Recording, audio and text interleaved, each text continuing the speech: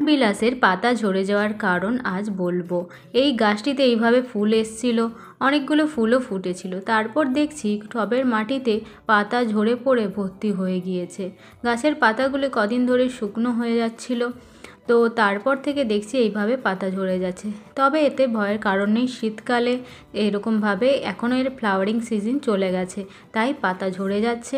টবের মাটি দেখছো যে ভিজে ভিজে আছে, তো শুকনো হলে তবেই আমি জল দিই, কিন্তু এই শুকনো হলে তবেই কিন্তু গাছটিতে সার প্রয়োগ করবে। গাছটিতে আমি কিছুদিন আগে মাটি খুবচে দিয়ে সেটিতে কিছুটা ভার্মি কম্পোস্ট দিয়েছিলাম। এই গাছ কিন্তু খুব বেশি জল পছন্দ করে না, তাই জন্য বুঝে শুনে জল দিতে হবে।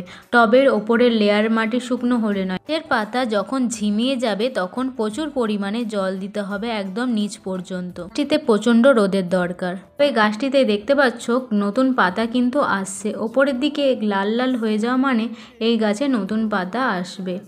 যেহেতু এখন এর ফ্লাওয়ারিং সিজন নয়, তাই জন্য কিছুদিনের মধ্যেই আমি এর ওপরের ডালপালা কিছুটা ছেটে দেব, তাতে অনেক আরও ডালপালা আসবে আমার।